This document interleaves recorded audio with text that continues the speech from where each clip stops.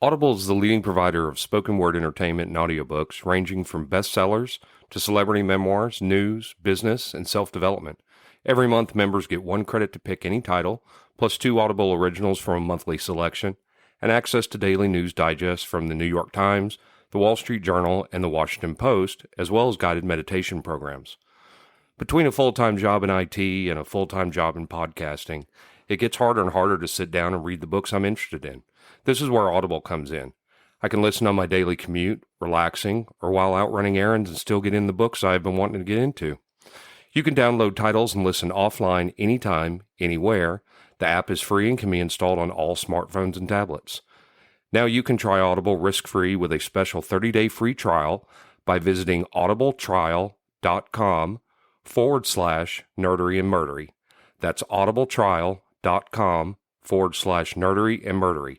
Don't let your busy life get in the way of that great book you've been wanting to read. Go get your free trial of Audible today. This podcast is sponsored by BetterHelp. This is Geoffrey, and we've talked about many times before that I experience problems and struggles with my mental health, and really without a healthy mind, being truly happy and at peace is hard. The good news is therapy does work. It's helped for me, but what is therapy exactly? It's whatever you want it to be. Maybe you're not feeling motivated right now and would like some tools to help. Or maybe you're feeling insecure in relationships at work, or you're not dealing well with stress. Whatever you need, it's really time to stop being ashamed of normal human struggles, and it's time to start feeling better because you deserve to be happy. And now you don't have to worry about finding an in-person therapist near you to help. BetterHelp is a customized online therapy that offers video, phone, and even live chat sessions with your therapist, so you don't have to see anyone on camera if you don't want to.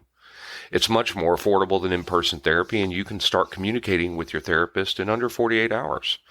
So join the millions of people who are seeing what online therapy is really about. It's always a good time to invest in yourself because you are your greatest asset. And there's a special offer to Nerdery and Murdery listeners. You can get 10% off your first month of professional therapy at betterhelp.com/nerdery and murdery. That's betterhelp.com/nerdery and murdery. Thanks again to BetterHelp for sponsoring this podcast. You're listening to the sweet and sensual sounds of nerdery and murdery. Seriously, you're an idiot.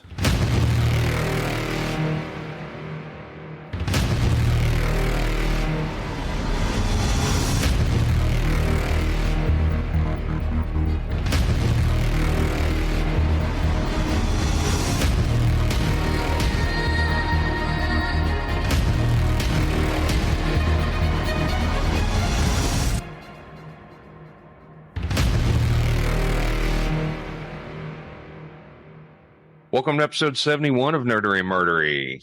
Ep 71, peoples. I'm Zig with your nerdery. And I'm Geoffrey with your murdery. How are you doing this week? I'm doing pretty good, considering. Yeah. Yeah. Dad had a heart attack this last week, so that was kind of rough. He's okay. That sucks. But I'm going down to see him here in the next couple of days. Good. Hope he's doing just fine. Well, I don't have anything on my side of the house, so I will let you take. Welcome to episode 71 of Nerdery and Murdery. Ep 71, peoples. I'm Zig with your nerdery. And I'm Geoffrey with your murdery. How are you doing this week? I'm doing pretty good, considering. Yeah. Yeah. Dad had a heart attack this last week, so that was kind of rough. He's okay. That sucks. But I'm going down to see him here in the next couple of days. Good. Hope he's doing just fine. Well, I don't have anything on my side of the house, so I will let you take over with the nerdery. Well, awesome. Today we are going to discuss Marvel's new universe comics. Okay. It was an imprint that Marvel did back between like 86 and 89. And they didn't run very long, but it was the impetus for Malibu Comics to kick off. Mm-hmm. And that was the impetus for Image. So I figure I kind of have to do this one before I do Malibu and then go on to Image. Sure. All right. Just kind of the background. Yeah. So the official handbook of Marvel Universe, or Marvel's new universe, is the Alternate Universe 2005 featured a 2-page entry in the new universe, where a new universe Earth is designated Earth 148611. You want to explain that? Yes, so the official handbook of the Marvel Universe, it tells the different alternate universes that Marvel has, and it gives them listings of numbers. I believe ours is, or the regular Marvel is Earth 35. I thought it was Earth 616. 616. That's what I thought. I could be I wrong. think you're right. I think Marvel's maybe 35. Yeah, so 616. So this particular one takes place at Earth 148611. That's a retcon. Originally, when they started this new imprint, it wasn't going to have anything to do with the Marvel Universe at all. It was going to be a new universe, with just a few titles that were tied together, almost like a small imprint. It was published originally from 86 to 89, and it was the first line produced by Marvel Comics, utilizing a preconceived shared universe concept. It was created by Jim Shooter, Archie Goodwin, Elliot Brown, John Morelli, Mark Greenwald, Tom DeFacto, and edited by Michael Higgins. So in 86, to honor Marvel Comics' 25th anniversary, then editor-in-chief Jim Shooter launched a new universe line of comics that was to be a distinct, separate world, fully divorced from the mainstream continuity of Marvel Universe, consisting of its own continuing characters and story in a more realistic setting. There would be no hidden races, gods, mythological beings, magic, or super technology, which was immediately broken by the comic strip Justice as soon as it premiered. Superhuman characteristics empowered would be limited and thus more subdued in their activities, yet their actions would have more realistic consequences. This was in contrast to the traditional Marvel Universe, which always took place in a mirror of the real world, where public knowledge of superheroes, supervillains, and their activities had little effect on normal day-to-day business. Adding to the sense of realism, the new universe titles were designed to operate in real time. A month would lap in universe for each month that passed in reality. So episode, issue 1 in May of 1986, issue 2 would be June of 1986. Gotcha. And so forth. They titled it as The World Outside Your Window. And the only reason I know anything about this at all is a friend of mine collected 2 of these. He thought they were the greatest things ever. It was a guy I was going to school with in the 8th grade. So he collected DP7 and Starbrand. DP7 focused on a group of 7 paranormals on the run from a sinister medical facility created to deal with the booming paranormal population. Starbrand, this character Ken Connell is given the powers called the Starbrand by mysterious visitors from space who tell him to guard it well. Driven by his conscience, Connell struggles to find the most just and appropriate use of the brand's unlimited power. So there were just a few titles, of course, DP7 and Starbrand. There was also Justice, Kickers Inc., Mark Hazard Merc, Night Mask, Cyforce, Spitfire and the Troubleshooters, and that was it. That was the whole imprint. Oh, and I'm not familiar with any of these. They didn't do really well. They eventually brought some of the characters over to the regular Marvel Universe about 2005. Mm-hmm. But that was after they'd been gone 15, 16 years. Like I said, it only ran from 86 to 89. Right. And it was almost like they started their own little indie comic company off to the side. This is one of the reasons why Jim Shooter was taken out as head of Marvel. It was because of the failure of the New Universe comics, because they did quite a bit of a push. Now, I have included some pictures of some of the cover art and stuff. You may have seen some of them before. They did do a big graphic novel of the New Universe itself, and I included a picture of that as well. But basically, Jim Shooter wanted to capitalize on Marvel Comics' upcoming 25th anniversary. President Jim Galton held a meeting with Marvel's vice presidents, including Jim Shooter, who was head of comics at the time. And he was Marvel's editor-in-chief. And Shooter proposed an idea similar to the later Ultimate Marvels. So the Ultimates kind of started out also as like the New Universe did.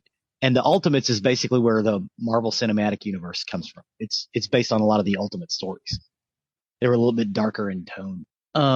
He wanted to end the Marvel Universe, Jim Shooter, and relaunch all the titles in a remade universe, which would use the same characters and story concepts as the original Marvel Universe, but updated to the present era.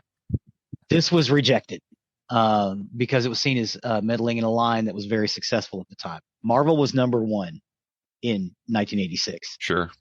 Also at the time, all of those guys that started Image were working for Marvel at the time. Some of them actually worked a little bit on the New Universe stuff with some drawings, a little bit of script work. But for the most part, it was Jim Shooter, DeFalco, Archie Goodwin, Elliot Brown, John Morrell, and Mark Grunwald. The premise behind the line of comics was that prior to July 22nd, that's right, it was July, not May, sorry. July 22nd, 1986, the new universe was identical to the real world. The new universe first divergence from normal reality was the White Event, a strange astronomical phenomenon that occurred on the date at 4:22 a.m. Eastern Standard Time and lasted for mere moments. It bathed the Earth in a bright white light and caused genetic anomalies in 2 out of every 1 million humans, which led to their developing superhuman powers. Many looked completely normal, but for others, the anomaly resulted in physical manifestations that led to horrible disfigurements. They talk a lot about that in DP7. DP7 was this group of people who were gathered up by the government to kind of help them stop. One of the guys in DP7, he emits an acid in his sweat that burns off all his clothes, and he can't touch anything. That guy kind of has a problem with it.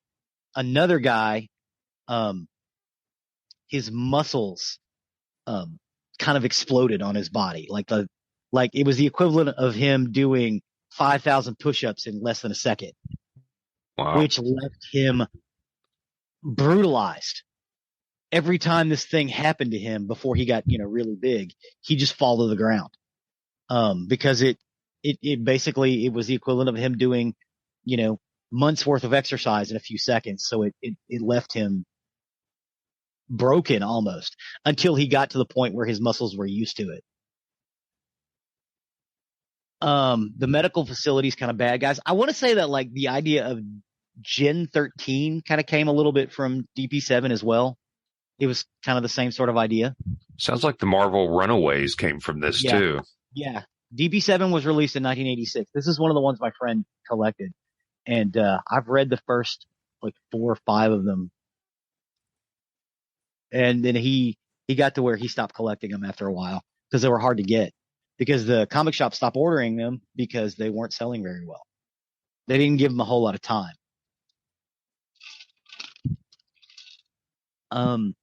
Another one, Justice. The titular hero is an alien knight exiled to Earth by his enemies. With no way to return to his home dimension, he metes out justice to evildoers everywhere. Kickers Inc. Justice was created by Archie Goodwin, and DP7 was created by Mark Grunwald and Paul Ryan. Sorry. Kickers Inc. Was created by Tom DeFalco and Ron Friends. Kickers Inc. Is a group of heroes for hire, all former pro football players led by Jack Magnaconti, who gained superhuman strength, speed, and invulnerability after the White Event at the cost of his brother's life. So he basically like absorbed all of his brother's strength, and his brother died. He didn't do it on purpose. It happened during the White Event. Mark Hazard, Merc. Mark Hazard is a Vietnam veteran turned soldier of fortune whose most mercenary lifestyle has cost him love, the love of his family.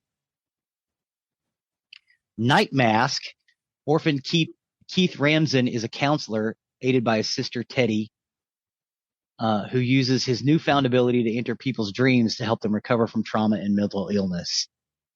I think Night Mask comes back in Marvel later on as like a side character. Night Mask was created by Archie Goodwin. Mark Hazard Merc was created by Archie Goodwin as well. Cyforce, which was created by Archie Goodwin and Walt Simpson. Cyforce is a group of paranormals on the run from a government that seeks to control them. They can meld their abilities into a powerful psionic being called the Psyhawk, so kind of a Voltron kind of thing. Spitfire and the Troubleshooters was created by Elliot Brown and John Morelli. There were 13 issues renamed Spitfire from issue 8. It was renamed Codename Spitfire from issue 10.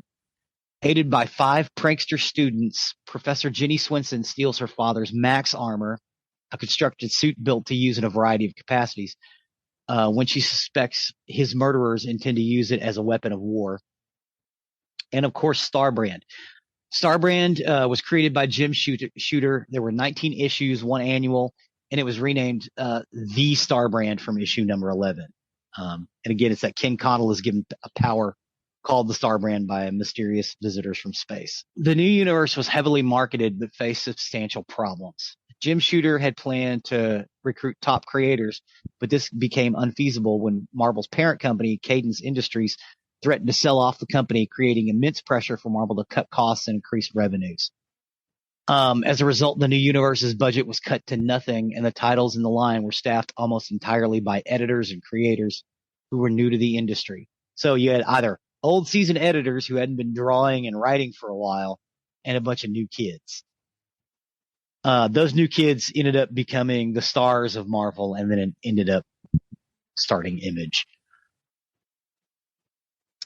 Because of false starts and delays in developing the new universe concept, production of the first issue faced harsh deadlines pressures for the 25th anniversary of Marvel. So following the launch, certain books lacked focus as creative teams were swapped. Shooter was also involved with complex politics at Marvel, which eventually led to him resigning his position, and thus could not give the line as much attention as he would have liked. In addition, many readers felt the line did not follow the advertised world outside your window concept, especially strong contradictions to the line's supposed realism or justice, because he was an alien knight from a quasi-medieval civilization. Kickers Inc., the team of 5 professional football players who work as heroes for hire as a sideline, and codenamed Spitfire, whose later issues involved technology that verged on the fantastical.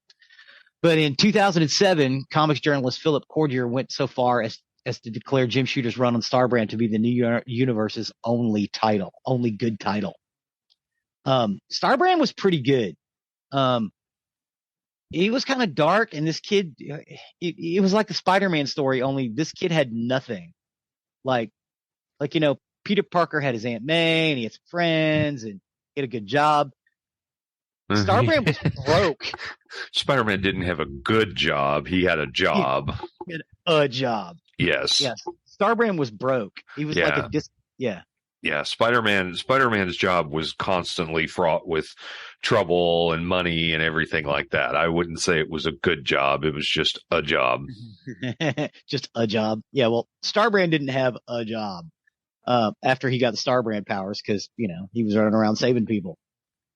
By the end of the imprint's first year, 4 of the titles, Kickers Inc., Mark Hazard Merc, Night Mask, and codename Spitfire, were canceled, while the 5th, Starbrand, had been downgraded to bi-monthly status.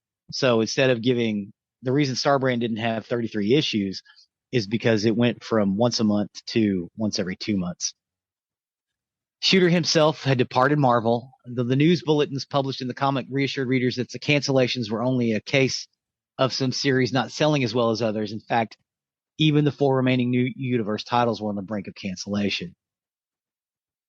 But in an effort to save the line, DeFalco, who became Marvel's editor-in-chief after Jim Shooter left, Grunwald, John Byrne, and editor Howard Mackey ended up removing some of the more fantastic elements from it. In a few cases, excuse me. Bless you. Thank you. Doing radical revamps. Byrne signed up to write and do breakdowns on Starbrand, altering the series so it focused less on Ken Connell and more on the power of the titular object itself, the Starbrand. They began initially with the idea of having Ken go to public with his identity as Starbrand.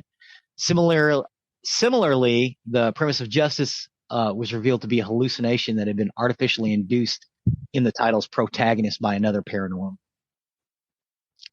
From that point on, Justice became a serial killer who targeted paranormals who abused their power. Some of the characters whose titles had been canceled returned as backups, features, or even as supporting characters in the remaining books.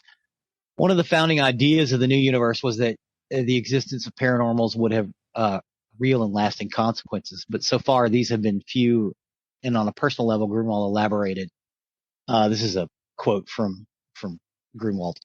There was a big misunderstanding amongst all of our creators, myself included, that we should keep the new universe, the world outside your window, that it should never change too much or else we'd lose reader identification or something. We missed the point of having a virgin universe uncluttered by known super beings, aliens, other dimensions, hidden civilizations, and all that. The point is enabling the reader to experience the first time this weird stuff starts happening. And more importantly, letting the world stuff actually affect the status quo of the world. The change in issue number 12 of Starbrand, in which Ken Connell transforms a portion of the Starbrand into an inanimate object. The same issue reveals that similar transfers of the Starbrand's power into an asteroid was the trigger of the White event in the first place. Connell's effort resulted in a tremendous release of energy, which scoops out a massive crater, which obliterates the city of Pittsburgh. Hi, Glenn. What's up, Cappy? Most of the surrounding area in what became known as the Black Event. The crater that exists where Pittsburgh had once been became known as the Pit, and its creation marked a turn in generally grimmer tone for the line. With more militarized international politics and some themes of post-apocalyptic fiction. The Soviet Union, believed by the Americans to have caused the disaster, turned into a graphic novel of the draft. So the U.S. government assumes that the Soviets destroyed Pittsburgh. And so there was a graphic novel called The Draft, where they recruit paranormals to go and fight the Soviets' paranormals. But the Soviets didn't do it. It was Starbrand. He made a mistake. But despite all of this, the imprint was discontinued in late 1989 after a total of 170 comics had been published. Readers often assumed that the new universe had suffered from poor sales, but in fact, all 4 series were sold profitably right up until their cancellation. So the 4 that remained were doing pretty well. They ended up canceling it because they didn't want to jack with it, I think, more than anything else. Staff and production resources would be better used on new and more promising series. The lineup's discontinuation was immediately followed by a 4-issue limited series, The War, which was intended to conclude the new universe. Peter David introduced an amnesiac character known as the Net Prophet in Spider-Man 2099. He eventually revealed that the Net Prophet was actually the new universe character Justice, who slowly regained his memories during the course of the storyline. So that was Spider-Man 2099, number 12 through 14, 25, 41, 42, 44, and annual number 1. Following the dissolution of the New Universe imprint, Mark Grunwald, the writer of the New Universe titled DP7, decided to bring the Starbrand and other New Universe characters into the Marvel Universe proper some years later, when he was the writer of Quasar, his last incorporated theme into the Marvel's multiverse, allowing crossovers with the Marvel titles it was in the Star Blast storyline. So if you read Star Blast in 94, they brought some of those New Universe guys back. There's a bunch of titles here that happened to. I believe they incorporated that into a graphic novel as well. In addition, Namor the Submariner, number 46, Quasar 31 to 53, and Quasar 57 to 60 were unnumbered tie-ins to the crossover. So in this crossover, Kayla Ballantyne is Quasar's secretary at the time, and she receives the Starbrand. So once her powers begin to manifest, she becomes the target of numerous alien individuals and groups. So this crossover was kind of big. So they started wanting to try to bring them back a little bit. Valentine would eventually pass the Starbrand on to the Stranger in order to prevent Skeletron, leader of the Star Blasters, from forcibly taking the Starbrand. The Stranger uses the Starbrand to move the Earth of the new universe into orbit around his lab world. The Living Tribunal then judges the Starbrand to be a threat to the hierarchy of the great power of the Marvel multiverse. The new universe's Earth is quarantined, surrounded by an impenetrable energy barrier so that no one can enter or leave it, and none of the greater powers are even allowed to observe it again. After the threat posed by the Star Blaster is over, the Starbrand is returned to Valentine. She remains on the new universe Earth after it is moved into the Marvel universe and cut off from the rest of the universe. Now, in 2006, editor-in-chief Joe Quesada and editor Mark Panacea, set in motion events to celebrate Marvel Comics' 20th anniversary of the new universe. In late February and early March, Marvel launched the Untold Tales of the New Universe, a 5-week comic event that took place in pre-Pit timeframe of the original continuity. They were released to lead into Warren Ellis's then forthcoming New Universal, an ongoing title that would reintroduce the New Universe saga into the world. I have provided a New Universal #1, a copy of that graphic novel. The New Universe reference material is given in all new official handbooks of the Marvel Universe A to Z series, issue #6, and the series features a biography of John Tenson, Justice, issue #10, featuring a biography of the Star Blasters, who are instrumental in Quasar, Prelude to Star Blast, and Star Blast itself. So there's a bunch of Marvel stuff that now cites this as being canon or, part of their multi-universe. It was also when they released the official handbook of the Marvel Universe, they go ahead and list the New Universe guys as profiles in those covers. So in 2000, to coincide with the 20th anniversary of 2007, to coincide with the 20th anniversary of the New Universe, Marvel launched New Universal, that miniseries and reimagined of the New Universe, which you can go out and buy. It's still available to go. There was a one-shot, Exiles, Days of Then and Now, in January 2008. It celebrates 100 issues of the Exiles and features an appearance of Jenny Swenson, Spitfire, in Chapter 4, World Tour. And in 2013, as part of Marvel's Now initiative, the 5th volume of the Avengers, writer Jonathan Hickman resurrects several concepts from the New Universe, including the White Event, Night Mask, and Starbrand, as well as elements from the New Universal like Superflow. So part of the reason I think a lot of people got rid of, or Marvel got rid of New Universe, was it was so tied to Jim Shooter. And Jim Shooter is a very controversial figure in comics. You either love Jim Shooter or you can't stand him as far as the industry goes. He was seen as being kind of micromanagey, especially with the New Universe stuff, because he felt like it was his baby. I can't speak to that one way or the other, but I know there's a lot of bad blood when Jim Shooter left Marvel Comics. So it may be that's the reason why they ended up canceling New Universe. But again, New Universe, because of New Universe, a little independent comic company called Malibu started in Malibu, California around the same time with some of the same ideas. There was actually bad blood between Marvel and all the indies that spinned off on it. Malibu, Image, yeah. Mm-hmm. Dark Horse, I believe, spun off from that as well. Mm-hmm. And there was a lot of bad blood that came from that. Yes, there was, and a lot of it directed directly at Jim Shooter.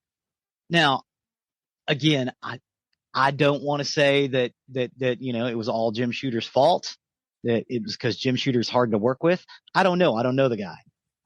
I have heard people say he is the most difficult person they've ever met in their life, and I've heard other people say, oh, Jim Shooter's great. He got a raw deal. I don't know which to believe. Tom DeFalco said he was fine. Tom DeFalco took over for him. But, this was his baby. The kind of started on a path. It didn't sell real well, so they made it a little more fantastical, and then they reined it back in. And the last 4 titles were selling pretty well in '89 when they canceled it, but Marvel wanted to do other things. I think I'm glad that they're bringing some of it back, especially Starbrand. I wish they bring back DP7. DP7 was great. If you've ever read Gen 13, that's DP7. Did I lose you? No. Okay. Oh, I thought you froze for a second. But yeah, if you've never read any of this stuff, you really should get back and check it, especially the first couple of episodes of Starbrand, which are out there. I've put some links to a movie about Jim Shooter and his time at Marvel and some of the Marvel backstory. Like I said, Jim Shooter is a real controversial character in the comic industries. Some people love him, some people hate him. I do not have enough information to say one way or the other. If everybody said it, I would go ahead and say that's probably true, but not everybody says it, so I don't know. But that's about it for Marvel's new universe, other than get out there and peruse it. You can find it. It's even on the used market, it's fairly cheap because they weren't that big. They've collected some of the stuff in graphic novels. Of course, Garth Ennis did a new Universal graphic novel, which you could pick up pretty readily just about anywhere. It's not that expensive. It's still in print. But yeah, there's some interesting stories, especially for Marvel fans. Although, honestly, reading it, it's more like a Dark Horse comic than a Marvel comic. Right. If that makes sense. It's more of an indie type title. It's like reading Spawn as opposed to Spider-Man. Yeah. Mm-hmm. But yeah, that's about it. Other than it's something that I think was forgotten about, and it doesn't need to be, because it was good stuff, and it ran for 3, almost 4 years. Right, and it was the beginning of the beginning of the spawn of the new age of comics. Yes, it was making them hyper realistic. Right. Well, good and the stuff. Artwork's good. The artwork is really good. Cool. Well, good stuff. Well, thank you, sir. With that, we will step over to the murdery side of the house. Murder. For today, I got my information off Wikipedia, Vice, the Cinemaholic, the Daily Illini, WTTW News, and the Charlie Project. And today, my story is about YingYing Zhang. YingYing Zhang. And I'm sorry, I may trip over some names or places in here. I very much apologize for that. I will try my best. Well, I mean, Mandarin is not your first language. I'm assuming it's Mandarin? I don't know. Maybe. Where is the Fujian province? Yeah, it's probably Mandarin. Yeah, I don't know for sure, so I apologize in advance. I will do my best. YingYing Zhang was born in the city of Nanping in the Fujian province to Rongao Zhang and Lifening Yi, who was a working-class family. Zhang did have a younger brother, Xingyang, and she played in a band called Cute Horse and had ambitions of becoming a professor in China. In 2013, Zhang graduated from Sun Yat-sen University at the top of her class, and in 2016, she graduated from Peking University. She was a visiting scholar in the Chinese Academy of Sciences before traveling to the United States, and she arrived in the United States in April of 2017 to conduct research on photosynthesis and crop productivity for 1 year in the Department of Natural Resources and Environment Sciences within the College of Agriculture, Consumer, and Environmental Sciences at the University of Illinois Urbana-Champaign. That's a lot. That was a mouthful. Good job, sir. She was considering entering a doctoral program at the University of Illinois, and she planned to marry her boyfriend in October of 2017. And it was said that there was really not a negative thing you could say about YingYing Zhang. She was just overall a good person. She was a good student. She was a good person. People loved her, and there was just nothing negative that people said about her. Well, on the afternoon of June 9, 2017, Zhang was traveling on a Champaign-Urbana Mass Transit District bus in Urbana, Illinois, to an off-campus apartment complex where she was planning to sign a new apartment lease. She was running late, and she sent a text to the leasing agent at 1:39 p.m. to inform him she would arrive at approximately 2:10 p.m. After riding on one bus, she exited at 1:52 p.m. and tried to transfer to another. However, because she was on the wrong side of the street for boarding, the bus did not stop if she attempted to flag it down. The MTD did state that was against company policy to stop for pedestrians on the wrong side of the street, because encouraging them to do so would have them running into oncoming traffic. So it was a safety thing. Yeah, that makes sense. Zhang then walked to another bus stop a few blocks away at the corner of North Goodwin Avenue and West Clark Street, directly in front of the university's PBS radio station, Will. Surveillance cameras showed that a black Saturn Astra passed by her at 2 p.m. as she waited for the bus stop, and then circled back around, stopped where she was waiting at 2:03 p.m. She spoke with the driver at approximately 1 minute and then entered the car, and her phone was disabled moments later. Bum, bum, bum. Oh, man. The leasing agent sent a text message to her at approximately 2:38 p.m. but received no reply. And as the hours passed, Zhang's friends, aware of her errand and expecting her to return quickly, grew increasingly worried. And at 9:24 p.m., an associate professor called the police to report her missing. The University of Illinois Police Department and Urbana Police Department worked with FBI agents to locate Zhang, offering a reward of $10,000 for information leading to her location. The university's large Chinese student population helped coordinate search efforts on and around the campus. There were over 6,000 Chinese students, accounting for 12% of the student body. 4 days after the news broke, a post went viral on Chinese social media, quote, "If YingYing Zhang's case took place in China with attention from the entire country, what's the probability it would be solved within 48 hours? Ouch. On June 17th, Zhang's father, a maternal aunt, and her fiancé arrived in Champaign to confer with authorities to aid in the search. And on June 19th, the University of Illinois, in conjunction with Champaign County Crime Stoppers, announced a reward of $40,000 for information leading to the arrest of the individual or individuals responsible for the apparent kidnapping of Zhang. This reward is the largest that was offered in the 31 history of the Champaign Crime Stoppers organization. And on July 14th, the reward was increased to $50,000. Zhang's family said they would not leave the country until she was found. And on August 19th, Zhang's mother and younger brother also flew to the United States. Several citizens had reported seeing an Asian woman matching Zhang's description in Salem, Illinois on June 16th, and Zhang's family traveled to Salem to follow possible leads, and the FBI investigated the reports, but it was later determined that the woman was not Zhang. The university announced at that point they had planned to install additional high-definition security cameras throughout the campus. A little late, but... Yeah, did they get? So they saw her get into a car. Did they get a license plate on the car? They weren't able to get a license plate on the car, but the camera feed of the car does come into play. Okay.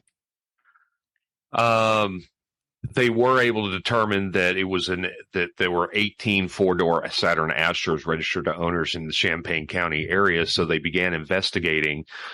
Even though they didn't have a license plate, they started looking for, they started going door to door, investigating every single person who had one of these Saturn Astros. Right on. One of these vehicles was registered to Brent Allen Christensen, who was a Champaign resident. Christensen, who was born on June 30, 1989, was a former PhD student at the University of Illinois.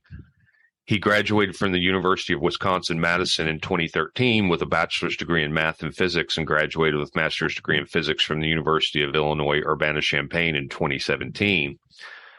He married in March of 2011 and started graduate school in 2013. But at the time of Zhang's murder, Christensen was in an open marriage while also dating a girlfriend, and his wife was out of town the weekend of the murder. Investigators interviewed Christensen on June 12, 2017, and inspected his car.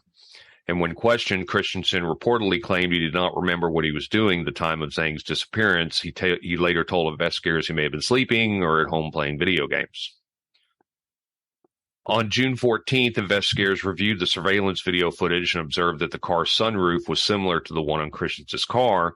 And they also noticed in the video that the hubcap had a very distinct crack in it. And upon reinspecting Christensen's car, found it had the same cracked hubcap. Oh, hello. So they concluded that the car in the footage must belong to Christensen. On June 15th, local police and FBI investigators questioned Christensen again and executed a search warrant for his car. The black Saturn Astra was initially towed to a secure bay in the Champaign Police Department, and on June 18th was transported to the FBI Springfield Division's main office in Springfield, Illinois. Investigators noticed that the passenger door of his car appeared to have been cleaned more diligent extent than the other vehicle doors. They said it may have been indicative of an attempt to effort to conceal or destroy evidence. During questioning on June 15th, Christensen admitted that he had given an Asian female a ride, but that he dropped her off after only a few blocks when a wrong turn caused her to panic. Concurrent with this questioning, agents at Christensen's apartment sought and obtained written permission from another occupant of the residence for search and seizure of items at the residence. Agents took possession of computers and a cell phone belonging to Christensen and subsequently sought and obtained a federal search warrant for a forensics examination of the phone. Law enforcement agencies then placed Christensen under continuous surveillance beginning on or about June 16th. Christensen's girlfriend was approached by FBI investigators and agreed to wear a wire, thinking it would exonerate Christensen if he didn't commit the crime.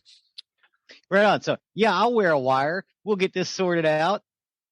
Exactly. Yeah, that's kind of smart. On June 29th, Christensen attended a memorial walk for Zhang with his girlfriend. There was an affidavit filled by an FBI agent that said in the audio recording, Christensen told his girlfriend that he had brought Zhang back to his apartment and held her there against her will. He then bragged to his girlfriend that he was a serial killer and that Zhang was his 13th victim, but investigators were unable to find any other victims and doubted this claim. They did get a cadaver dog who detected the scent of human remains in the bathroom of Christensen's apartment, and in spite of efforts to clean the bedroom with bleach and Drano, police found blood matching Zhang's DNA on the underside of the carpet underneath Christensen's bed, behind the baseboard of the bedroom wall and on the mattress, and they also found a baseball bat stained with Zhang's blood. On June 30th, the FBI arrested Christensen and charged him with kidnapping under Title 18 U.S.C. Chapter 55, 1201 of federal law. And according to the law, if a kidnapping results in the death of any person, life imprisonment or the death penalty is prescribed. The FBI report noted that in April, before the alleged kidnapping, Christensen used his cell phone to access sexual fetish site FetLife, visiting forums such as Abduction 101. Prior to this, Christensen had no criminal record and no record of disciplinary problems at the university. At the court hearing on July 5th, U.S. Magistrate Eric Long denied bail for Christensen after hearing submissions from the prosecutor and Christensen's attorneys, Evans and Tom Bruno. Long said that Zhang's body still being missing weighed against Christensen and that Christensen was the last person to see Zhang. Assistant U.S. Attorney Brian Fierres said that there was no combination of conditions where Christensen was not a danger to the community. Fierres revealed more details from the investigation not presented in the criminal complaint. He told the court that Christensen had attended a vigil for Zhang on June 29th where he had described his, quote, the characteristics of his ideal victim and had pointed out those in the crowd who matched them. Additionally, Christensen was recorded saying Zhang had resisted and fought with him, and he also recorded threatening someone who then provided incriminating evidence to authorities. Christensen's attorney, Evan Bruno, argued that he should be released on bail due to his lack of criminal record and his ties to the local community. But his defense attorney's opening statement shocked everyone in the courtroom. He said, quote, so let me say here at the outset, it will be startling for many of you to hear. Brent Christensen killed YingYing. On July 12, 2017, a federal grand jury formally indicted Brent Christensen for kidnapping YingYing Zhang. The indictment alleges that Christensen willfully and unlawfully seized, confined, inveigled, decoyed, kidnapped, and abducted and carried away Zhang and otherwise held her for his own benefit and purpose, and used and caused to be a means, faculty, and instrumentality of interstate commerce, namely a Motorola cellular telephone and a Saturn Astra motor vehicle, in committing in furtherance of the commission of the offense. Wow. That's a mouthful in itself. Yeah, that sounds like the book you throw at someone. Yes, exactly. The indictment further said he acted in an especially heinous and cruel or depraved manner that involved torture or serious physical abuse to the victim. Christensen pled not guilty at his arraignment on July 20th, 2017. Of course he did. Uh-huh. Even though what was it? Did you say the defense attorney said he killed her? Yeah, it was his defense attorney who just came right out and said, let's be clear, he killed her.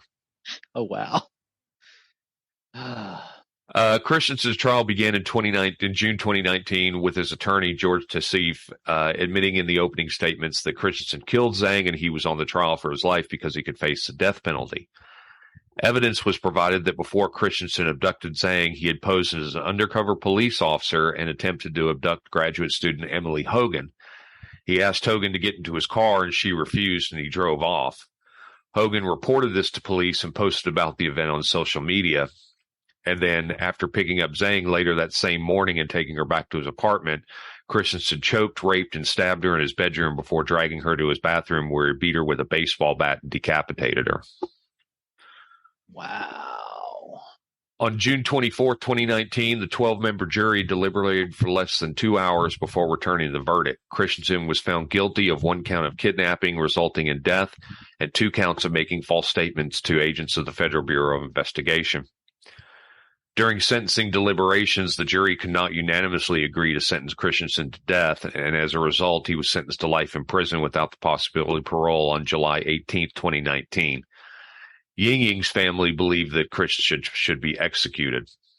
During a press conference after the trial, Zhang's father said, quote, "If what that man said is true, it further confirms that he is a heartless and evil person. We condemn his brutal and malicious actions, and we hope he will suffer the rest of his life as he made YingYing suffer in the final moments of her life." Following the trial, prosecutors revealed information about Zhang's remains that Christensen divulged to his attorneys in November of 2018 under an immunity agreement. The day after he killed Zhang, Christensen claimed he put Zhang's dismembered body in 3 separate garbage bags and then he disposed them in the dumpster outside of his apartment. Over the next 2 days, Christensen claimed he disposed of Zhang's personal belongings in various dumpsters in the Champaign-Urbana area. The dumpster in which Christensen placed Zhang's remains was emptied 3 days later and the contents taken to a private landfill in Vermilion County, compacted at least twice and spread over an area 50 yards wide and subsequently buried under 30 feet of garbage. Any excavation would involve removing tons of garbage from the scene entirely, which would expose workers to hazardous material and possibly cause environmental issues, so they couldn't do it. They couldn't go. Yeah. Well, I mean, that's pretty severe. Yep. Especially if it's still a fresh. I mean, if it had been sitting there for a while, like in the Atari case, or it, had been used in 25, 30 years, it's probably okay to dig it up. But if it's got 30 tons of fresh garbage on top of it, that's not good. And recovery of her remains would really be difficult, and a search for her remains has not begun because investigators believe her remains could now be smaller than a cell phone. Oh, yeah. After it was spread out so far. Zhang's father further stated they understood that finding Zhang may be impossible. In October of 2019, Christensen was transferred to FTC Oklahoma City for evaluation and processing. In early December of 2019, Christensen reported USP McCrary in Pine Knot, Kentucky to begin serving his life sentence, and then he was transferred to USP Coleman II in Florida in early 2020, where he currently resides. Furthermore, he was convicted on 2 additional counts of lying to the FBI, which netted him 2 5-year sentences, which could run consecutively with the life sentence, and he was also ordered to pay a hefty fine of $250,000 for each conviction. $250,000 for each conviction. Sorry. Yes. No, I think you said it right the first time. Okay. Or I understood what you meant. Yeah. Yeah, it wasn't just $250. It's $250,000 per conviction, which he can't pay. On October 11, 2018, a memorial garden was dedicated in honor of Zhang at the corner of North Goodwin Avenue and West Clark Street. It was designed by Phyllis Williams and Christina Nordholm. The garden consists of pathway stones that were designed to disappear, leading to a bench, a weeping cherry tree, and a memorial stone. On August 19th, 2019, Zhang's parents announced the creation of an endowment fund called YingYing Fund, which is dedicated in honor of her. The fund will be used to support international students in crisis and their families. The Zhang family donated an initial gift of $30,000 to the fund, with an additional $24,000 contributed by more than 440 donors. And this fund is currently managed by the University of Illinois Foundation. And that is the story of YingYing Zhang. Well, thank you for giving me that story. That was very interesting. I feel sorry for YingYing. I feel sorry for her and her family. Yeah, and her family. Especially, I mean, being all the way across the world when, hearing that their daughter has disappeared, having to come over here and sit and wait. Yeah. And wait, while they try to find her or try to find out what happened to her. I think it's just very, very, very, very sad. She was a very promising young woman who had a very promising life ahead of her, and it was cut short by this evil bastard. Mm-hmm. Who's now sitting in a prison with no AC. Hopefully. Yeah. In Florida. Yes, hopefully he is not comfortable where he is currently incarcerated. He needs to suffer. He needs to suffer for his crimes. I am very curious. I mean, they talked about that they couldn't find any evidence of him being a serial killer, but he had to come from somewhere. And he stated that he was. So I really kind of wonder, are there others out there? Because this was obviously a thrill kill. Mm-hmm. He was going to websites looking up fetishes and abductions, and it was a thrill kill. So it's kind of hard to believe this was his first one. So I don't know. I don't know if there's more that's going to come out about this. But they said they couldn't find any evidence, but I don't know. I kind of think that this was not his first one. He obviously had tried to abduct Emily Hogan, and had she not run away, day. Yeah, had she not run away, she probably would have suffered the same fate as YingYing.